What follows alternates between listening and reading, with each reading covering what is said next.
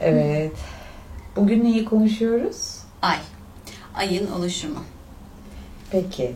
Şimdi ayı konuşuyoruz. Genelde hep dünya nasıl oluştu deriz. Güneş nasıl oluştu deriz.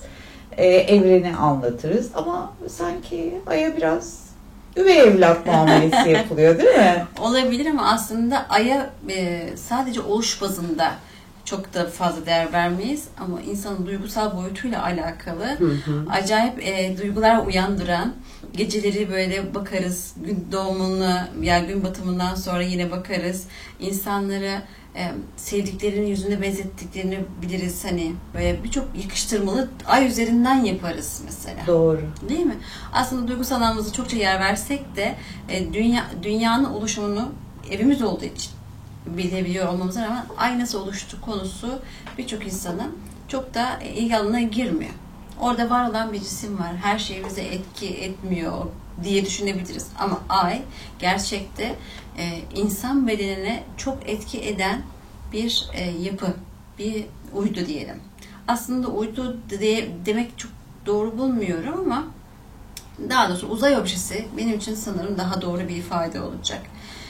Ayın kendisi bize göre baktığımızda dünyanın 1/3 kadar, 1/4 kadar bir şeye sahip, büyüklüğe sahip. Ve ayın yapısı dünyaya göre baktığımızda biraz daha farklı. Çünkü atmosferi yok, yaşanabilecek bir ortam yok. Ve üzerinde parçalı haller görürüz, kraterleri görürüz. Ve biz daima ayın bir tarafını görüyoruz. Bize uzak olan tarafını görmekte zorlanırız. Bu da aslında fizik kuralları gereği çok olması gereken bir şey. Çünkü onun dönüş hızıyla bizim dönüş hızımız, yani dünyanın dönüş hızı birbirine eş, paralel. Yani birbirlerine çok yakın. Aynı hızda hareket ediyoruz ve aynı hızda hareket ettiğimiz zaman değişimi görmemiz mümkün değil. Çünkü dünya döndükçe o da dönüyor. Doğal olarak hiçbir zaman aynı yeri görmemiz, farklı bir yeri görmemiz mümkün değil. Ve sadece ay dünyanın etrafında dönmüyor. Aynı zamanda güneşin etrafında da dönüyor ve zaman zaman hani ay tutulması dediğimiz, güneş tutulması dediğimiz hadiselerin gerçekleşmesi söz konusu. Bazen güneş ay ile dünyanın arasına giriyor. Bazen dünya güneş ve ayın arasına girerek hadiseler gerçekleşiyor. Peki bu sırada insan ve insanın bulunduğu dünya ortamı buna etkilenmiyor mu? Ayın fazları dahi aslında ne kadar çok insanı etkiliyor. Neden? Çünkü dünyanın ay olan mesafesi zaman zaman belli oranlarda değişkenlik gösteriyor. Bu değişme sırasında ayın çekim gücünden dolayı dünyanın su kütleleri bundan etkileniyor. Hani dolunay zamanlarında başımız ağrır ya, birçok insanın başı ağrır, bazılarının ağrımıyor tabii. Bunun nedeni o. Denizler alçalır veya denizler yükselir, Medcezir dediğimiz hadise vuku bulur. Bunun hep ayın döngüsel hareketlerinden kaynaklanır. Tabii gecemizi aydınlatması da bir başka ama bu gecemizi aydınlatmasının nedeni kendisindeki ışıktan değil, sanının aksine güneşin enerjisini, ışığını kendisinin depolamasından dolayı oluyor. Ama yine de dünya insanı gökyüzüne her gece baktığında onu görmekten çok da mutlu. Peki ayın oluşumu dediğimiz şey nasıl gerçekleşti? Ve her zamanki gibi bilim insanları bu konuda birçok teori üretiyorlar. İspatlanma durumu şu an net değil. Yani şu teoriden dolayı oluşmuştur, yani şu amaçta oluşmuştur denilen hiçbir teori yok. Ama benim sevdiğim favori teorilerim var. Bunlardan birkaç tanesini bugün burada paylaşmak istiyorum. Öncelikle Dünya ile Ay'ın aynı anda oluştuğunu söyleyen bir teori var. Bu ne demek? İşte gaz ve toz bulutu halindeydi ya, Dünya'nın oluşumu programında anlatmıştık biliyorsunuz. Orada gaz ve toz bulutuyken aslında ikisi de birbirlerine yakın yerlerde aynı farklı çekim kuvvetlerine sahip, kütle çekimine sahip ama birbirlerinin çekim kuvvetlerine yakalanmış cisimlerin birlikte hareket etmesi veya birlikte yoğunlaşması olarak söyleniyorlar. Bu daha sonra Ay'da yapılan ölçümler neticesinde çok da sağlıklı olmadığı ortaya çıkıyor. Çünkü Ay'da demir minerali çok fazla. Dünyadaki minerallerle, demir mineraliyle oradaki demir mineralini ölçtüklerinde izotoplar bazında birbirlerini çok tutmadığı, sayılarının veya yaşlarının çok tutmadığını, 200 milyon yıl 200 milyon yıl sonra oluştuğu ortaya çıkmış. Ayın demirlerinden alınan verilere göre. Şimdi dünyamız bir ara uydusuzdu. Yani gökyüzünde bize eşlik edecek bir şey yoktu. Çünkü o Hedean döneminde bildiğiniz ateş topu gibi bulunuyorduk. Mama sıvı haldeydi, mama vardı işte ve asteroidler çarpıyordu, göktaşları çarpıyordu, kuyruklu yıldızlar çarpıyordu. Bildiğimiz cehennem hayatı yaşanıyor dünyada. Ve hala bunlar devam ederken gezegenimizin dışında da çokça hareket oluşuyor.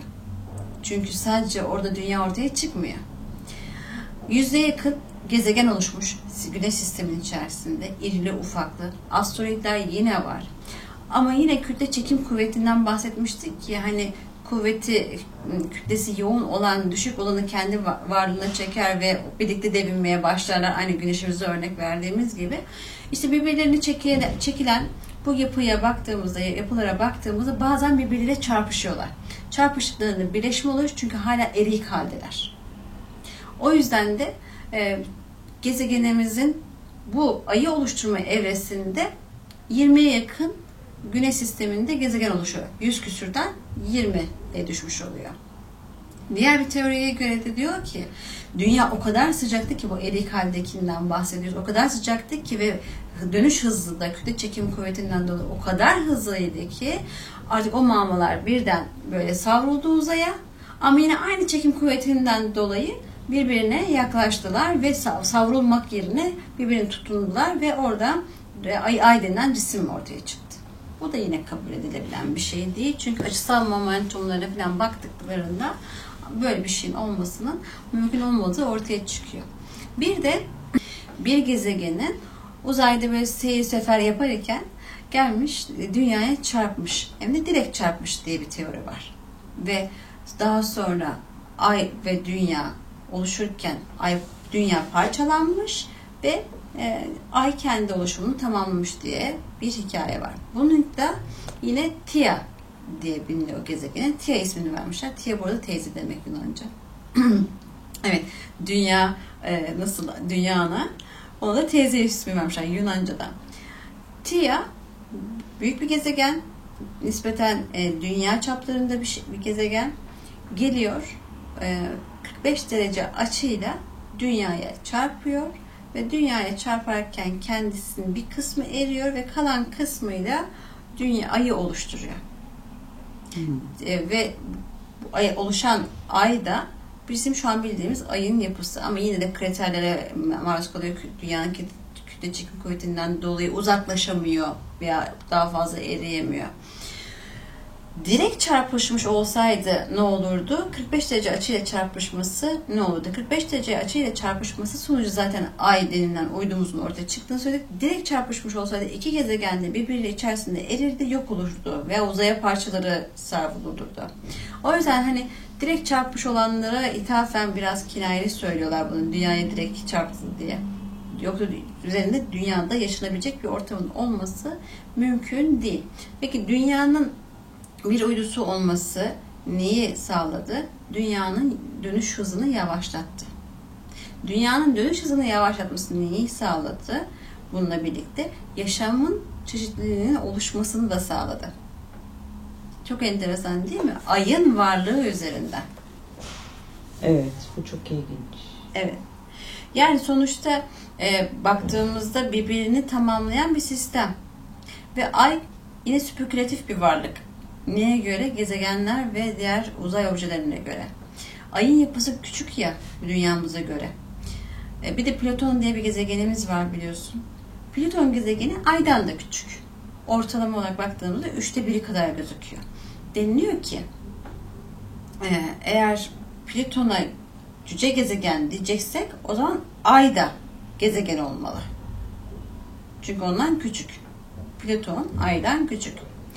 Bir türlü muallakta yani karar veremediler. Hepsi muallakta kalmış durumda ama şu an mesela 9 gezegenden 8 gezegene düştük ama bazıları 9 diye kabul ediyor. Vallahi ben biliyorum Plüton'u. Bize 9 ezberlettiler. değiştirmiyorum.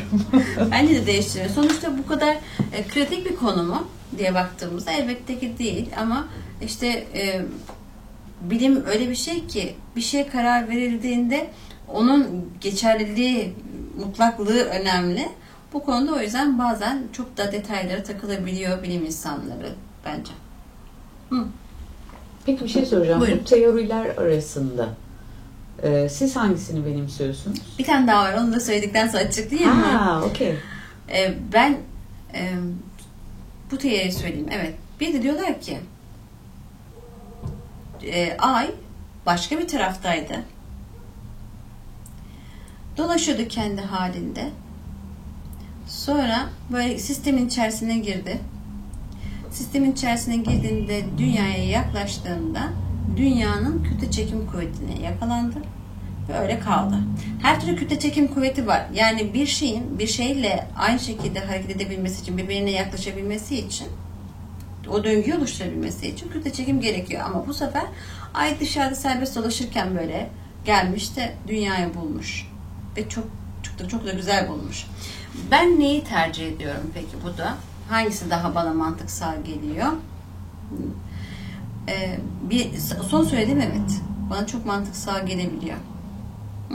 Evet. Veya Tia gezegeninin çarpması da bana çok mantıksal geliyor. Ama sanırım Tia'nın yani bir başka gezegenin çarpması sonucu dünyaya Ay denilen uydunun ortaya çıkması daha olabilir bir olasılık taşıyor. Neden? Çünkü arka tarafına yani bizden uzak olan tarafı, karanlık tarafı diyorlar ya Ay'ın, bize göre daha bombeli, bize daha kalın ön tarafına nazaran. Ve orada lav yakalanmıyor. Yani lav görülmüyor. Ve dünyadakine benzer bir şey gözükmüyor. Ön tarafından çok daha bağımsız bir şey diye gözüküyor. Bilimsel açıdan değerlendirdiğimde bu iki teori arasında hala gidip geliyorum. Belki daha çok araştırmaya ihtiyaç vardı. Daha çok okumaya veya bilim insanlarının daha fazla bu konuda ürün toplamaya veya bilimin daha çok teknolojik anlamda gelişmeye ihtiyacı vardır. Ama bilim şu an esasen gönlüm sanki dışarıdan gelmiş gibi olması. Parçalanarak değil de dışarıdan gelmesi konusunda hemfikirim. Yani bu konuyu destekleyebilirim. Evet. Güzel. Sen peki hangisini isterdin? Yani hangisi sana sıcak geliyor? Tabii ben çok vahşi olsun istemem. Ben de bunu tercih ederim. Aslında vahşi zaten o dönem uzayın Her tamamı şey vahşi de Tabii. hani içinde yaşanan tek şey element evrimindeki bulunan türler. Yani işte hidrojen var, helyum var, nitrojen var. Zaten radyasyon gani her tarafta dolaşıyor. Olay zaten çok kaotik. Ve şiddeti beni çok da etkilemez. Hani şiddetten ziyade benzer özellikler taşımadığını düşünüyorum dünyanın ve Ay'ın. Diyeceksiniz ki Mars'la Venüs gösteriyor mu? Onlar da zaten başka çarpışmalarla sonucu oluşmuş. Ama çekim duyulan dünya, çekilen Ay sanki böyle birbirleriyle oluşturulmuş gibi değil. Çok romantik bir ilişki çıkıyor ve insanlar da bunu zaten romantik anlatıyorlar değil mi? Dünya Ay ilişkisini. Tabii ki çok da şey de atfediliyor. İnsanlar bir dönem Güneş'e de Ay'a da tanrılık vasfı vermişler. Her şeyin yaratıcısı. Ve çok da uzak bir geçmişimizde değil. Tüm bu bildiğimiz dinlerin, semavi dinlerin oluşmasından bir tık öncesinde insanlar Ay'a tanrı gözüyle bakmış. Hala da var tabii ki. Hala Ay'la alakalı bir sürü ritüeller yapılıyor. Günümüzde özellikle şamanik kültürlerden esinlenerek piyasada çok fazla şamanik ayna yapılabiliyor. Bunlara ben karşı mıyım? Hayır. İnançsal olarak varlıklar neye inanıyorlarsa bu ritüelleri gerçekleştirmeleri bence bir sorun teşkil etmez. Çünkü bu aynı zamanda manevi huzurla alakalı ya. Ve çok renklilik bir taraftan da. Çok da güzel bir şey. Tabii ki. Yani Ay'a bakarak sevdiğini düşünmek, Ay'a bakarak ibadet yapmak, Ay'a bakarak şarkı söylemek, serenat yapmak. Bunların hepsi insanı nasıl besleyen şeyler değil mi? Kesinlikle. Sonra gel de bu güzel varlığı yani Ay'ı, objeyi gereksiz gör. Senin her şeyin, duygu yoğunluğunu, her şeyini etkileyen bir varlık. Nasıl oluştuysa oluştu ama iyi ki oluştu. Ve varlığımıza, dünyamıza, gecemizde diyelim, karanlığımızda bir aydınlık oldu. Evet. Sizler de aile alakalı ilginç hikayeler biliyorsunuz. Lütfen bizimle paylaşın. Bir sonraki programımızda görüşmek üzere. Ağzınıza sağlık. Teşekkür ederim Gülmisal'cığım.